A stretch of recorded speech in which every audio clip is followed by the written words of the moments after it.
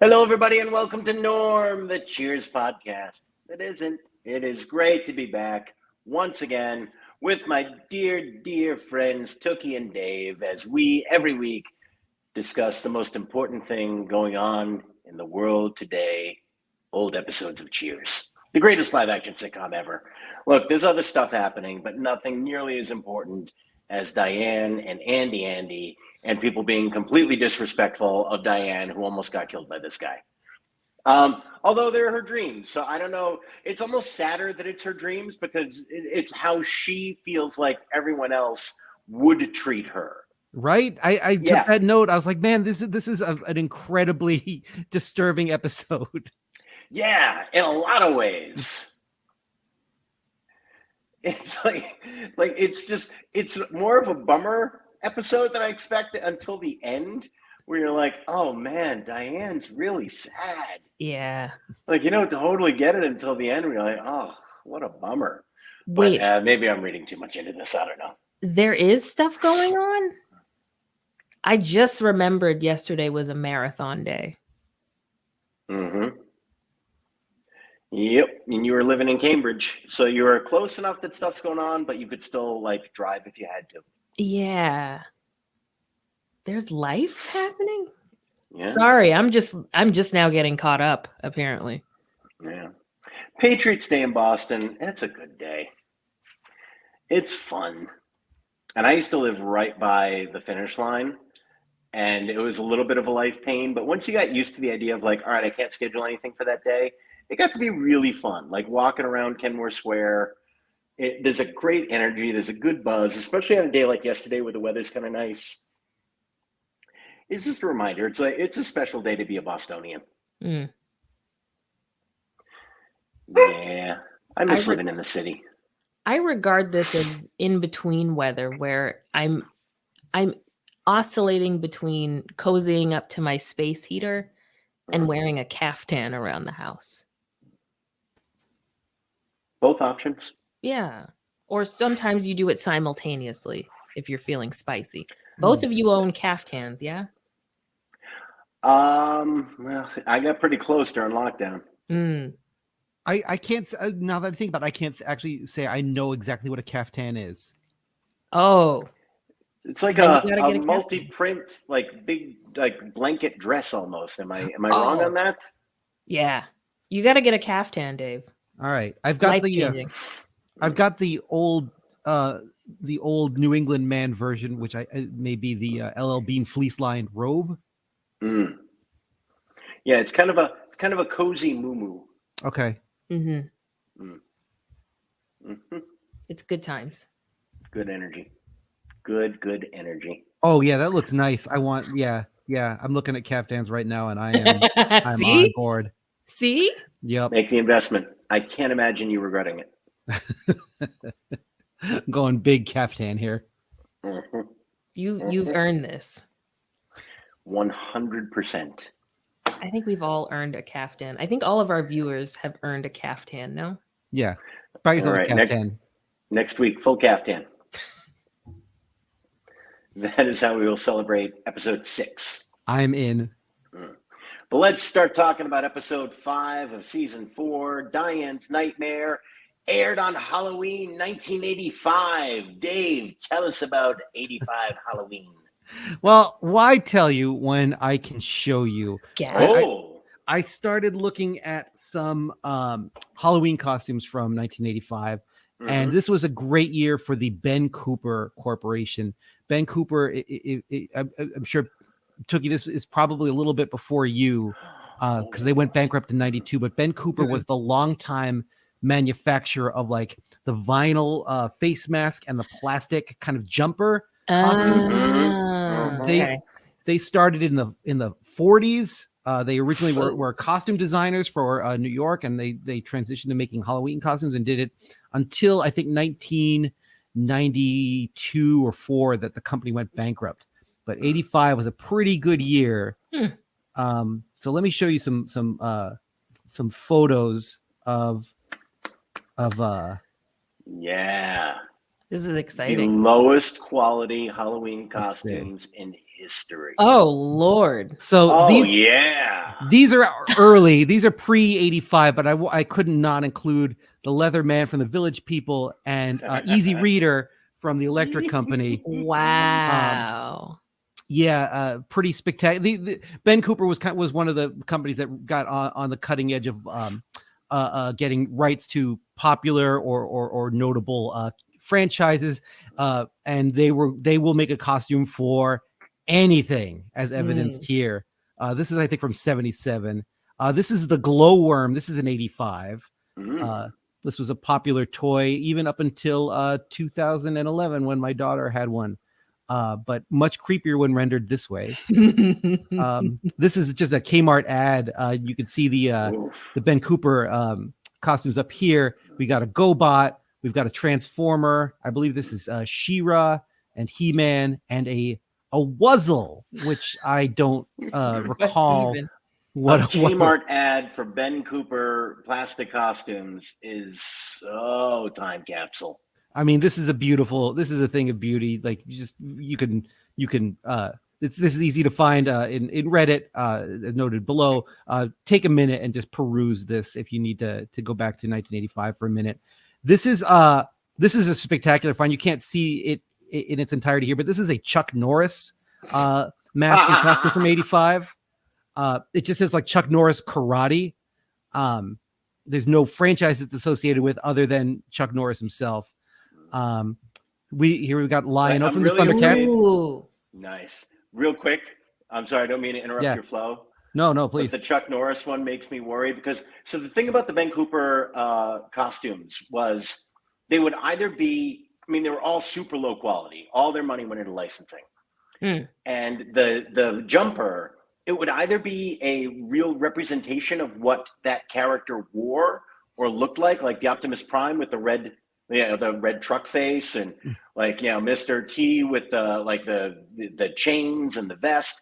But sometimes it would just be like you'd have the picture of the person, and then the jumper, instead of being representational, if it wasn't interesting enough, they would just put like an action picture of the character doing something on it.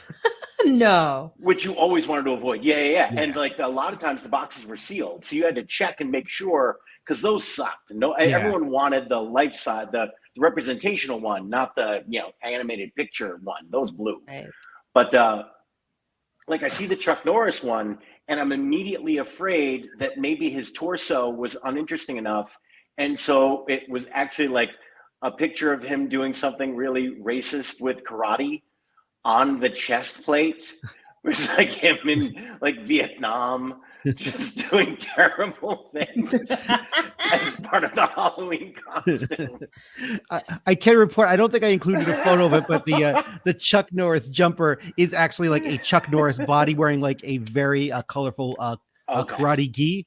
I don't recall if they model his chest hair though. It's worth a Google if you're out there. We got the Lion-O.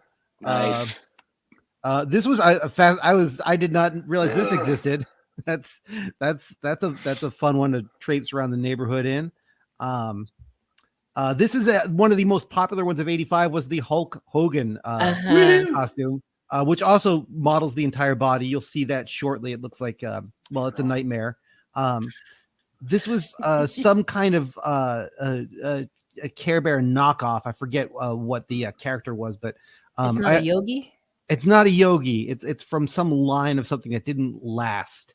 I like when they're off to the side too, because it kind of looks like they're like it might just be like they're just packing body parts. We got the Care Bears. Care Bears always hot. Miss Piggy from Muppet Babies was in 85. Oh. This was Gem from Gem and the Holograms. This is sending really upsetting sex toy vibes to me. I couldn't look at this for very long. But if you look up here in the price tag, you'll see there's a Child World price tag. Child World, one of the great toy stores of the 70s and 80s. Here's the full Smurf. See that's what I'm talking about. Yeah. Yeah, they didn't give you the blue torso. They gave you Smurfs in moderately active poses. And here's the deflated Hulk Hogan. again, like looks like somebody just put Hulk Hogan into a dehydrator of some kind.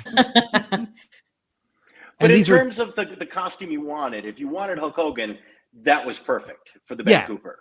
Absolutely. You had the belt. You wanted the Hulkamania shirt. Yep. Yeah, very good. As opposed to perhaps these, which were a little bit more sort of artistic designs from the 70s. Although I'm super into this, both this like eyes in the mouth mask and also the sideways mask of Flipper. I thought was kind of an exceptional design. That's not bad. That's some real Peppa Pig, like always looking to the side energy, which I respect. Yeah. And this is one that I actually owned and wore one year. No. And I Dave, wore no. this. Yes, I wore this Dave. With yellow face paint with red eye makeup. So like if you took the mask off, I was wearing a version of the mask in makeup underneath this. Oh, you were full Christian Bale. I did. I went 100% method. Why am I devastated by this revelation? That's outstanding. Dave, my favorite Halloween costume of all time, Juice Demon. If you could pull it up for our viewers. Oh boy. Juice Demon? What is this from? Oh, you'll see. It's beautiful. Okay.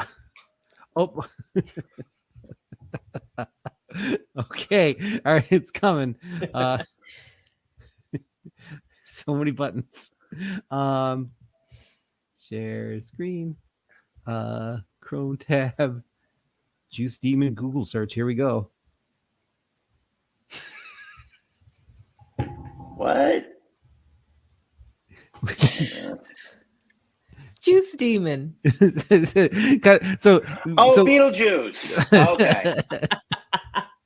Okay. So good. See, that's why I tip of the cap to Ben Cooper. He got the licenses. Yeah. Well, so I'm of an era, obviously, where Halloween costumes were basically memes. Like, whatever was popular that year, or like a celebrity who had passed.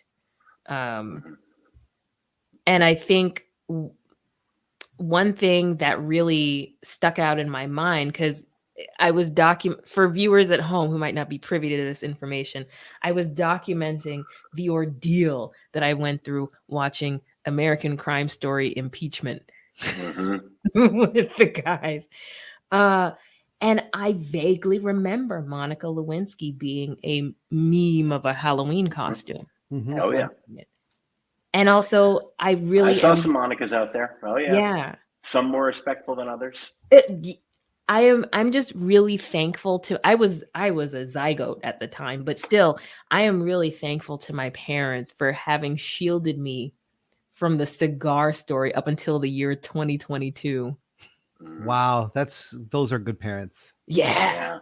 That takes some effort. Yeah, really. That takes a special kind of Google filter to make sure you don't learn anything about that. Wow.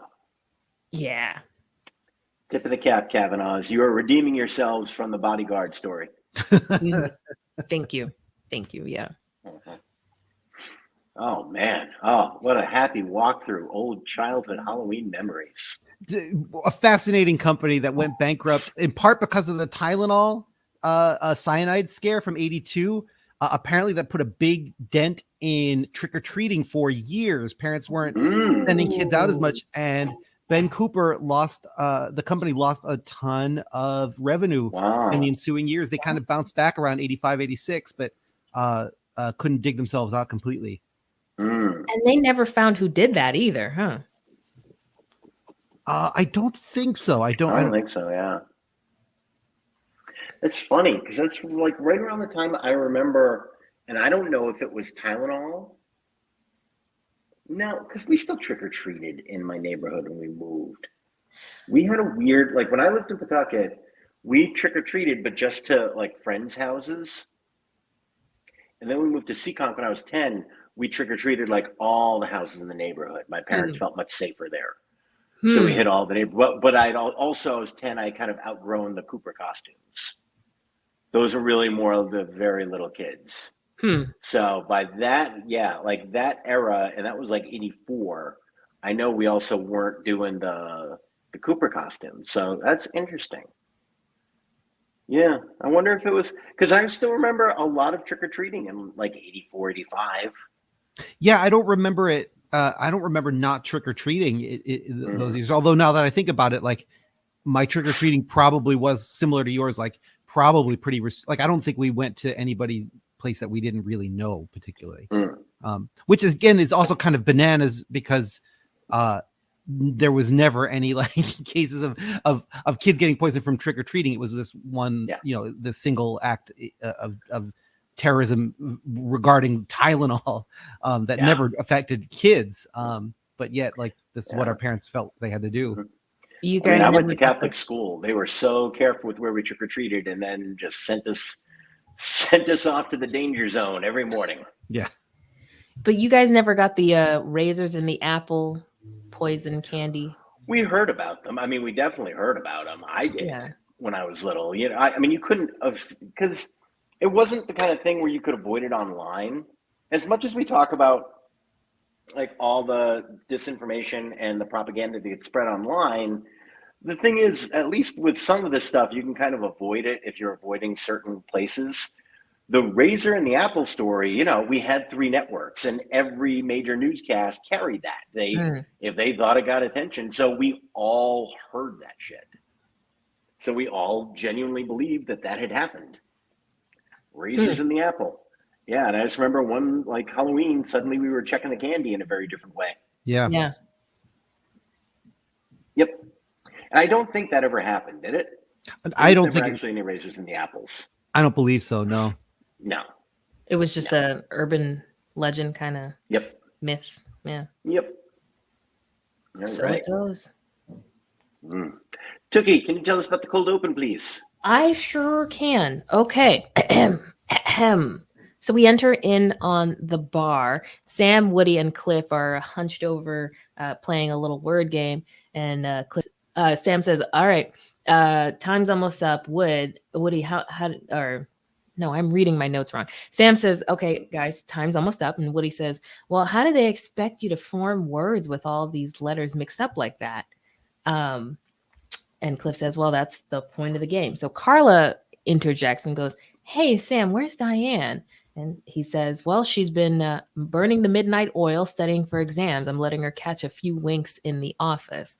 And to which Carla replies, she couldn't catch winks if she walked naked through a troop train. What is a troop train?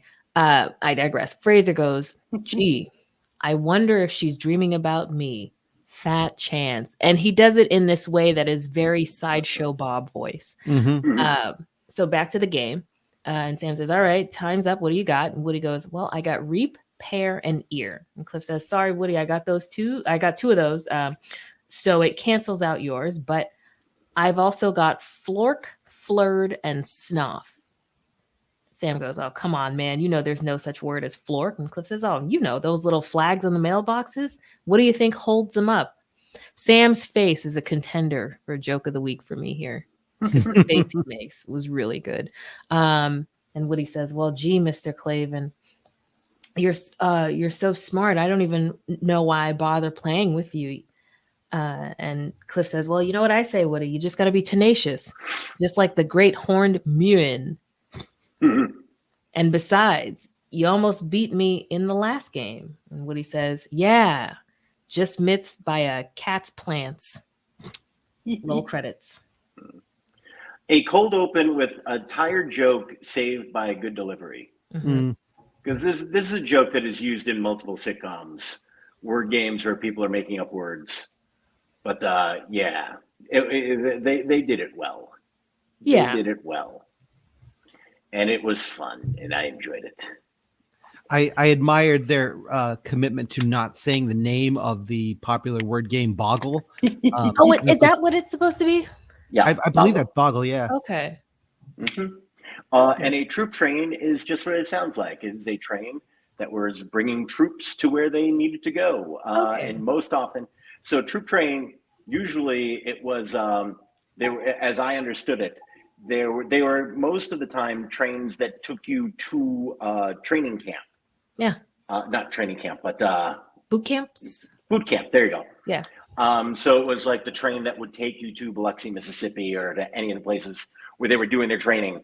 So you'd be catching the troop train at Grand Central Station or South Station or any of those places. And it was basically all the troops going to where they had to go.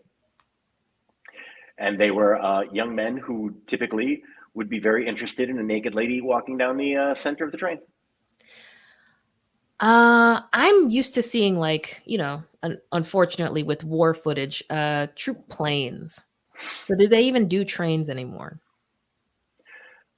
I mean, not in the sense like a troop train, was very much of a time when it was, we're at war and everyone's getting drafted and we are sending tons of people to the same places to go and train. So it's very much a something out of the World War II era as an image. Because even during Vietnam, it was much less like, okay, everyone's going right now and we're going to this very specific place. It was much more, okay, you're coming, okay, and then you're coming, and then you're coming. So I don't think it was quite the waves of people all getting in a train going to the same place. Gotcha. Yeah. And you obviously, and in the 40s, you were much less likely to be flying to these places than you would be, 20, 30 years later. Typically, you were taking the train to a place, and then you would fly, maybe if you were going overseas. Makes sense. But even then, I think a lot of times it was probably you're going by boat. Although planes were a thing. Planes were still a very big deal in World War II, as Howard Hughes will tell you when you meet him one day. Looking forward to that. All right. Getting closer every day. So it was an interesting episode this week. It is essentially all a story. Almost the whole episode are two separate dreams of Diane's. And for my money, the first dream is a lot more fun than the second dream. Yeah. The first dream takes place after the credits in the Act 1, and then the second dream is Act 2, where we think she's awoken from the dream, but it's actually a dream inside of a dream. It is sitcom Inception. It was interesting. In the first part, there is rain with tremendous special effects that hold up very well in modern high def on big TVs.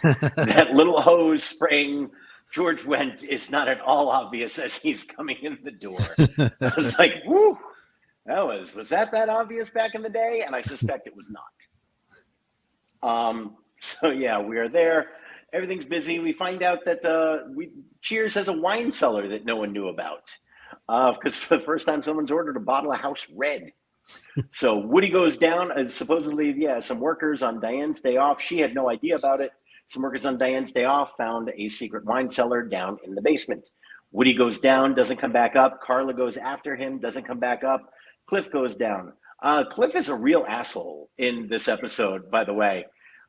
Which leads me to think that Diane thinks even worse of Cliff than we ever realized, because it's inside of Diane's dream. It's like, he is such a dick in these episodes, these two dreams. Like, poor Cliff. I ended up feeling even a little bit worse for the poor guy. He goes down. Everyone goes down. There's a newspaper where they are reading about the weather, which is my vote for the 80s thing of the week. You're like, oh, what is the newspaper that got printed hours ago? Tell us about what's happening now in the sky. So that's my 80s thing. Cliff is checking the newspaper, realizes that Andy Schroeder, who had tried to strangle Diane, legitimately kill her during their Othello scene, which is one of my favorite episodes, is free, and she is very scared, legitimately, against what everyone else in the bar thinks. And it's like a very fun Edgar Allan Poe vibe, as this first act just keeps getting a little bit scarier and scarier as people are disappearing downstairs. And Diane and Sam saying, come on, he's not going to try to attack you in this brightly lit bar. Lights go out. Very well done. It's just really fun. And then finally, Diane is going downstairs. Sam convinces her that they're just pulling a prank on her because they know she's scared about Andy. Diane goes down with the candle. The candle blows out. And then we see Andy with the candle going, hi there. And then she screams and wakes up. Small continuity error, which I actually got from the IMDb page. Ooh. Where, yeah, she's like, it's the worst. I had the worst nightmare ever. And then Frasier asks her about her dreams. And it's like, yes, but they're not as bad. It's like, you just said it was the worst one ever. Wait a minute. What do you mean they're not as bad? Anyway, turns out that she knows that Andy has been released. And she's been having nightmares about this. And Frasier says, once I found out that Andy had been released, I went to see him. Or, yeah, I was going to be released. I've been counseling him, and he's doing very, very well. And I think you're being too hard on him. And, yeah, so then the new dream happens, and Andy is actually coming to visit her, which is legitimately scary. And I'm completely on Diane's side about this, as the guy who attempted to murder her is coming to visit Cheers. Not okay. And then, yeah, so Andy comes in. Apparently he is engaged. He's in love with Bart Simpson. And Nancy Cartwright, hooray! Yep. I knew her voice sounded familiar. Yeah. So he comes in and says, oh, I've been telling some white lies to this woman to make me sound better. So here they are. And then, oh, just play along, just play along. They decide they're going to help him out, because who doesn't want to help out a former attempted murderer? Yeah, the sense of forgiveness at this time is really, it's something. So he's been telling lies about everyone in the bar, says he owns the bar, takes a big wad of cash, has Norm tear up his bar tab. Yeah, she is desperately in love with Andy, believes everything that he says. Andy leaves with the money. Diane is ready to call the police on a phone that has no cord, by the way. Mm-hmm. Yeah, it's not connected to anything. Andy comes back in, says, oh, thank you all so much. Sam points out that Diane is embarrassing herself. Andy gives the money back, goes off to be in love. Sam goes into the back room. Diane follows him. And suddenly, yeah, he is actually speaking in, quotes from Robert Blake, puts on a smoking jacket, which I got to get a smoking jacket at some point. God, those look great. I know it's the kind of thing that I would say I really want and love, and it would sit right next to my caftan, completely unused in my closet, but boy, do I want one. Gotta get one. Starts playing the little, what is that thing called? It's a keyboard. Clavichord? Is that a clavichord? Possibly. That sounds right. Yeah, I have no idea. I thought that was hysterical. That they allowed a piano sound to pretend like it was coming from that. It was like Schroeder level disbelief. It was great. Yeah, I was leaning on the two musicians here to potentially know what that was. As I'm looking at that, I'm like, you can't play that music on that thing. That's impossible. That's a Casio keyboard right there. And Diane is wildly attracted to Sam right now, and says, "Let me be the music. Let me be the instrument you play upon." And he says, "Do you realize you just ended that proposition with a preposition?" And I don't know why. It's not a great joke. It's a silly joke, but it is my joke of the week. I have remembered that line for 30 years. Do you realize you just ended that proposition with a preposition? It just catches me. It tickles me every time. Fair. There it is. Yeah, they start to kiss. Diane wakes up again. Oh my goodness. Sam comes in, and she's like, oh, I was having a dream, and tells him a little bit about it. And she says, you don't own a smoking jacket. And then he delivers another line that was in my contention for joke of the week, which is, hey, I'm smoking an any jacket. I really liked it. He leaves. She does not tell him that they started to hook up. At the end of the dream, she finds a pipe on his desk and thinks, oh my goodness, is it real? And then starts blowing bubbles out of it, which is my little nitpick. You can't actually find a bubble pipe like that. They had to build that for him. I've looked for that pipe. You can't buy that pipe. Like Even a in nice 85, I don't think you can get that pipe. A wood carved bubble pipe? Yeah, I would own that if you could. I would too. That. Yeah, you can't find that. Yeah, I've only ever seen the tiny sort of plastic straw bubble pipe. Mm-hmm. Yep. Scene. Yeah, there's a lot going on in this week. I enjoyed this week's episode, but yeah, when you realize and I don't want to delve too deeply into it, but when you realize that pretty much everything is Diane's dream and her idea of who everyone is and how they view her and how they view each other, you're kind of like, ugh. Yeah. This Ugh, grim. Yeah, it really is kind of nightmarish in the sense that, and nobody at any point takes her seriously or respects her her fear or discomfort with confronting Andy. Nope. Yeah, it's a legit bummer. Yeah. Well, I mean, okay, you expect it from Carla. But in terms of but Frasier of all people, what did he say about the ham? Oh, you never say that. In my profession, you never say anything is cured unless it's a ham. Yeah. It was good having Frasier back. I enjoyed Frasier. Yep. Yeah, talking about looks. Frasier's look after the kleptomaniac joke, the glare behind Andy, is another sort of great joke look in this episode. An interesting camera shot there too, that they almost never use. The camera angle that they use when they're on Kelsey Grammer in that conversation where they cut. I'm assuming they must have had to do something different with that, or there was a problem with it, and they needed to do a shot that was just tight on him. Because did anyone else notice that those two shots looked very different? Oh, I didn't catch that, but I know what you're talking about. Yeah. Huh. Yeah, it's an angle that they almost never use, where they're just tight on one person. Huh. Yeah, that didn't even occur to me.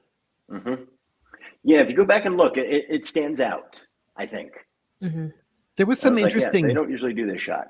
There was some interesting shots, like the shot of when Diane and Sam and Frasier are confabbing before Andy comes in.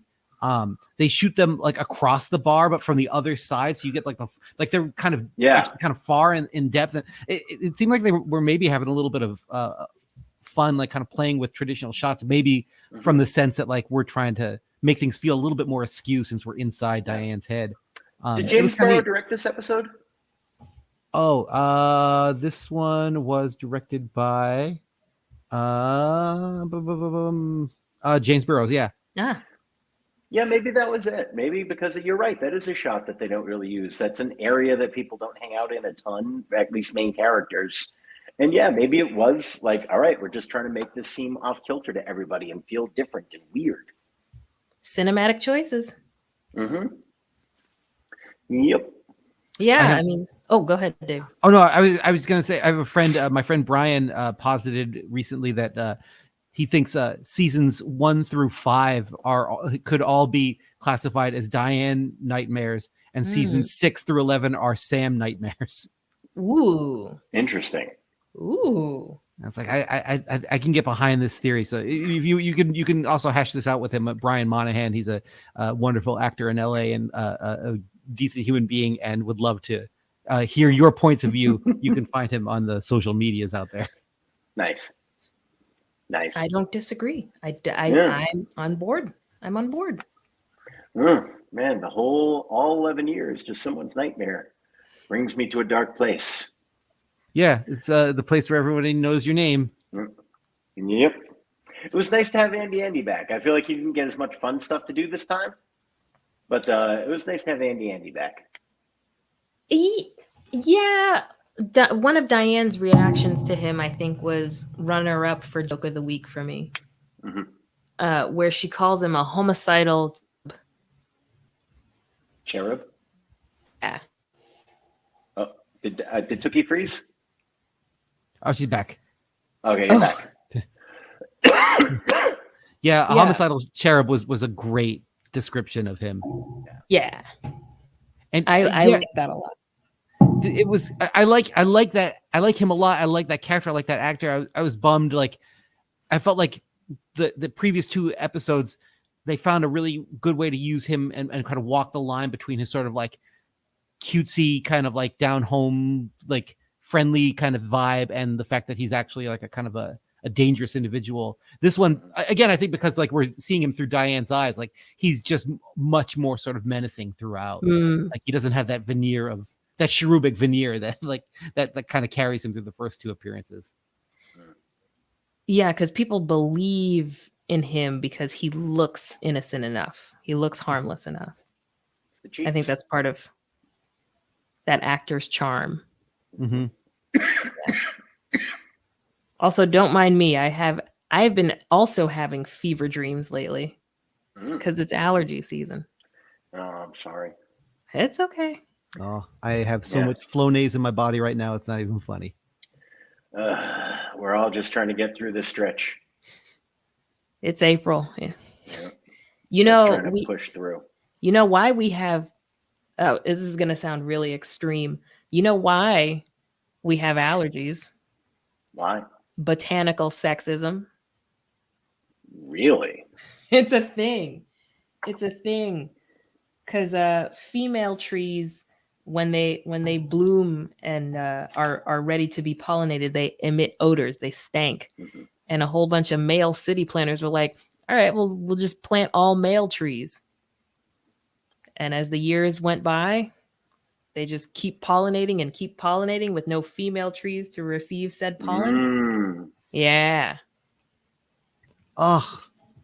What are we doing? The patriarchy is making us physically sick. You guys. Oh my God. We're all walking around stuffed up because of tree jizz. This is the worst thing I've ever encountered in my life. I feel like I just ruined everyone's Tuesday.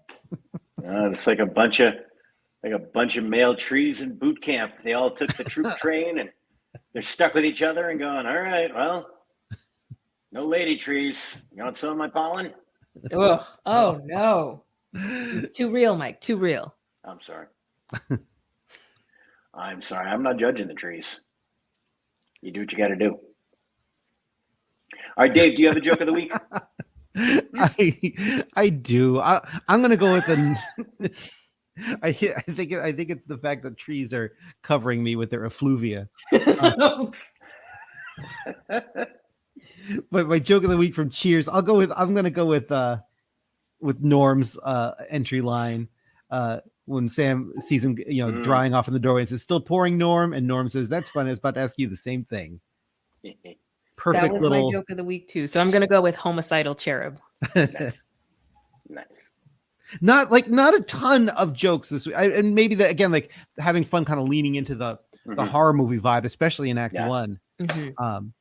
I like if I had my druthers, like hindsight being 2020, I wish they had leaned a little bit more into the horror movie vibe in the second act.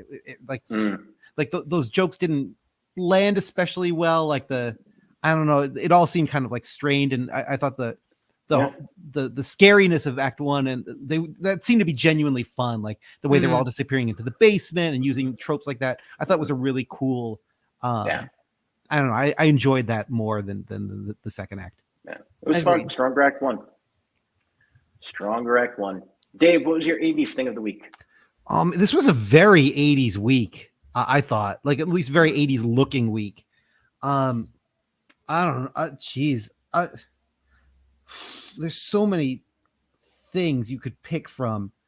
I'm gonna go with the idea of a flasher being a thing that somebody would be.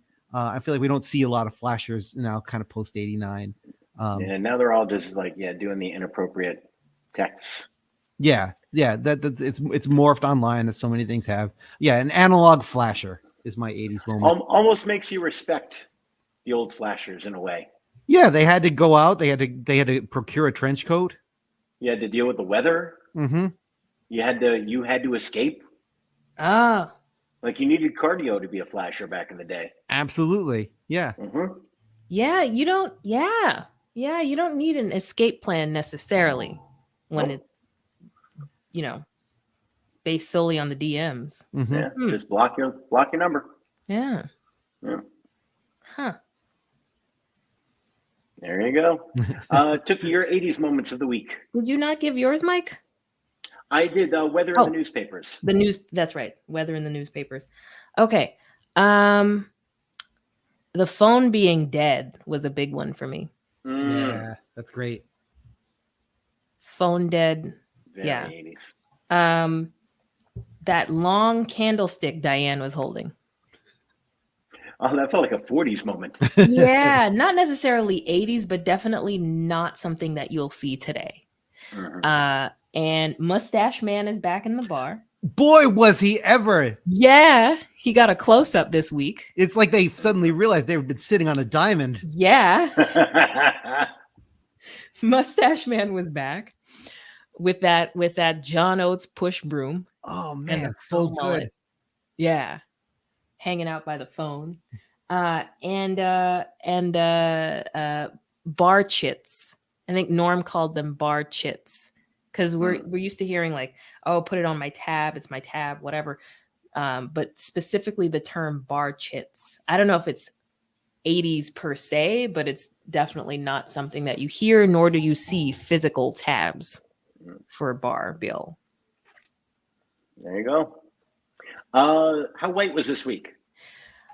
Okay, this is a complicated one because it was essentially 2 scenes, more or less, and a lot of the people of color in the background rotated, if you will. It was a lot of the same folks, and sometimes I'm wondering like what was going on with the cameras, or like what was the filming schedule, or what sort of things that they have to work around, because you'd see a lot of the same people in the same scene, but suddenly in a different place. So I couldn't count each person like quite individually.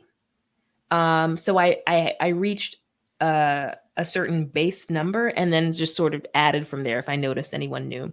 So in the opening, we had a black man by the Melville stairs, a presumably, I think, Latina woman behind Frasier, a black man in a tan shirt, coat, like a shacket, passing behind Sam, and then a black man sitting on the piano side of the bar. This first dream, there was a black man who entered from the rain. He got a real nice close up in that trench coat. Yeah, I thought we were going to focus on his story for a little bit. Me too. It was a good coat. Me too. Missed opportunity, I think. A black man and woman who came down the stairs from Melville's but exited the bar. A black man in white with like some red situation in the middle by the back sign, and he bounces around the bar several times. And a black man in a blazer by the piano. And then scene 2, or dream 2, a black man sitting by the bar with who's the same guy with the trench coat situation, but now he has his coat off. 2 black women behind Diane. But you don't see their heads, you just see their hands. A black woman in the booth by Tecumseh, by the doors, and then a black man up by the piano. So about a total of 14 people of color who bounce every so often around the bar during scenes. Okay. A lot of weird continuity errors in this episode as to where people and extras are placed. Interesting. Yeah. So 14 kind of middle of the road up. A little, yeah. On the lower end, maybe. Sorry. Which again, like, right. it continues to stun me that, like, yeah, we get to 14, and that seemed like, to my ears, it's like a lot for, you know, a show that doesn't feature any actors of color in speaking roles, right? But I guess I'm surprised, and I really want to like go back and watch some other contemporary sitcoms with white cast to see if Cheers is somehow like more, if they're featuring black extras more frequently than other shows at the time. Yeah, I mean, I wouldn't necessarily say that it was harder to come by extras who are Asian or Latino or like from the Levant, if you want to get fancy, or just like, you know, what kind of casting calls were put out for extras. But I think there is at least a point being made about specifically black actors as people of color, to maybe make Boston feel not as yucky. Maybe. Yeah. Yeah, it could be a conscious pushback. Yeah, and I mean, a lot of the other sitcoms of the time tended to be based in the house, so, you know, not a lot of extras. And so I think at least part of it has to do with this was a workplace and a public service sitcom, so you've got a lot of people in there. So yeah, I'd be interested. I'm trying to think of other sitcoms that were like set in a restaurant or set in a place like that. Yeah, Family Ties, was that ever? That's right in their house almost all the time. Yeah. Yeah, I have to go back and I'll go Although back. I do remember they do have Gus is a prominent character in multiple episodes in Family Ties. Do you remember that? I don't remember Gus. Gus works for. It was interesting. Gus works at the public broadcasting station with Stephen Keaton, and is very good friends with Stephen. And at one point in one of the later seasons, Gus is over to the house, and they're talking about moving. And then they say, "Hey, there's a house for sale here on the street. You should do that." And Alex is very excited about that. Alex, Republican, very much likes Gus, and saying, property value, it's right here. This is a wonderful time to invest. And then the neighbors get very upset about the possibility of a black family moving in on this street and what it will do to their property values. Really? It's a very special episode of Family Ties. Yes. I don't remember that one. Yeah. Were they they're clearly also trying to soften Alex's character in that episode by being very pro Gus. Yeah. Yeah. Trying to be like he's a fiscally conservative, but socially liberal Republican. Yeah. Mm-hmm. Yeah. Yeah. Yep. How crew the Sam Creepy quotient? Interesting, because it's all Diane's interpretation of it until the very end. That's what puts him at about an 8 for me this week. Yeah. Because he's never not going to creep, even fictitiously. I'm very much having a hard time rating this. Because on the one hand, there's definitely creepy moments, but Diane creates them, and then they end with Diane being wildly attracted to Sam and being like, yeah, let's do this. So it's hard for me to be critiquing Sam when apparently this is Diane's idealized interpretation of what she wants from Sam. I don't know. I mean, but so much of the episode, he's portraying the opposite, which she definitely perceives as normal Sam. Mm-hmm. And he's, especially dismissive of her, like, oh, go down in the basement. Just, you know what they're doing. Just go down in the basement and let him scare you. Let Andy come in and rehabilitate himself. I think this is her version of Sam is creepy. And it's got to have it's true. It's got the truth of their relationship behind it. I support Tookie's 8. Thank you. I can support the 8. Thank you. All right, let's do an 8 across the board. 8, yeah, 8's all around. Because it's like he's never not gonna creep, even if it's fictitiously. Mm-hmm. And that. All right, final thoughts on this week. Final thoughts. I liked it. I didn't love it.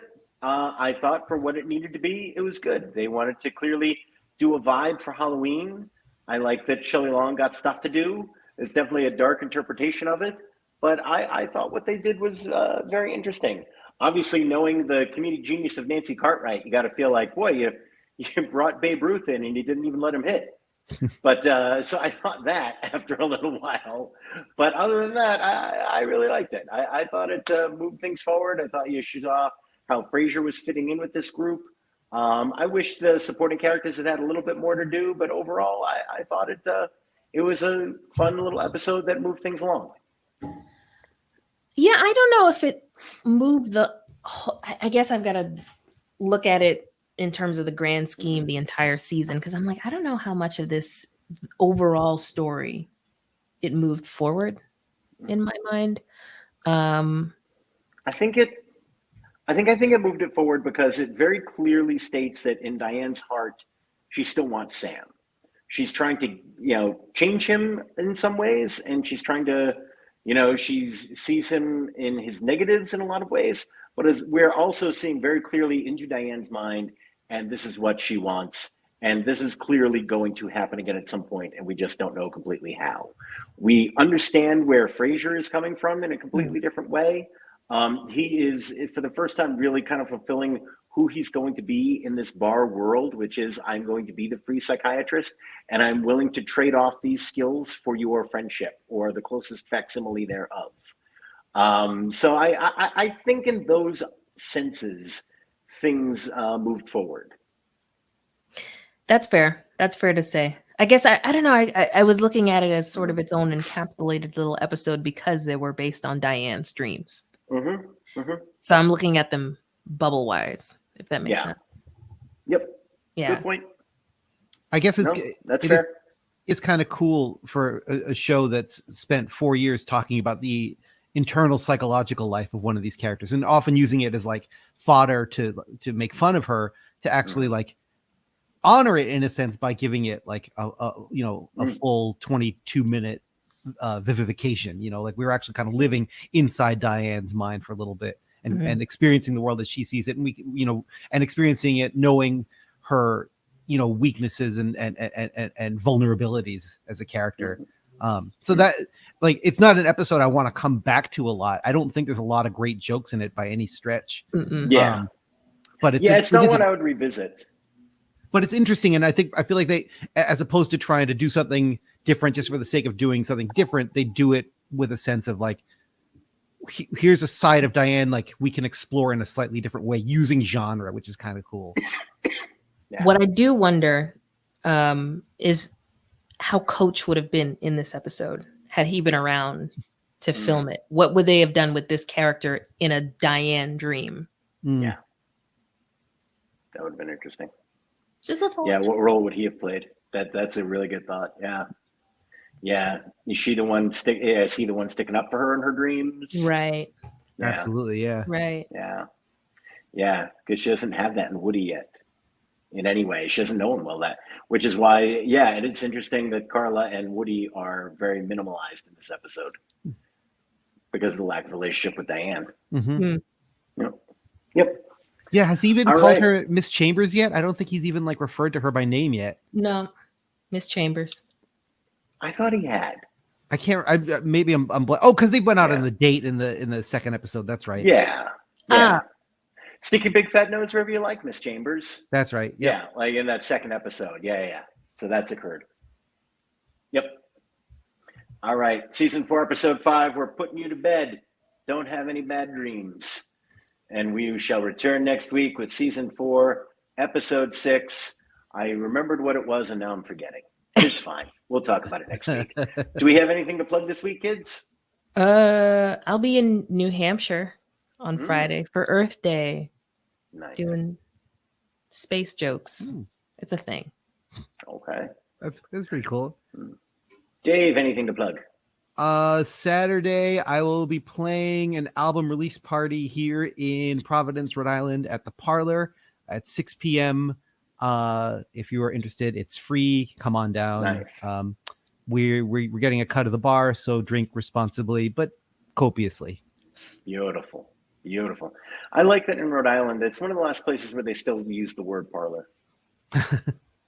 This is the actual legitimate name of the club, the Parlor. So it's kind of. I believe it. No, I believe it. But when I lived in Rhode Island, I remember that our living room we called the parlor. Huh. Yeah. And then when we moved to Seekonk, it was our living room.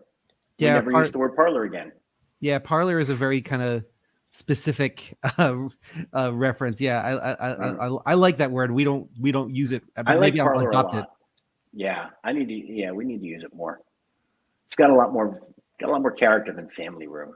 I only know one person who used it in earnest, an old classmate's grandmother, because she used to babysit us after school. I could totally hang with that lady. Yeah. She was a tough mother. She was no joke. She drove a Subaru and like she would jack you up, but a very loving person. What did you say? Oh, I said, yeah, she drove like a Subaru and stuff, and she would jack you up if you like came for her family. But she was a loving person in that way. Okay. Yeah. All right. I am going to be telling some jokes at the Comedy Attic in Worcester this weekend. So that'll be fun. My friend Pamela Ross is coming to tell some jokes as well. So it's going to be a good show. It's going to be fun. Check it out. I mean, I'm not promising anything, but I'll do my part. So come on out. It's a fun time. And that'll do it. For Dave, for Tookie, I'm Mike. This is Cheers. Sweet dreams, everybody. Bye.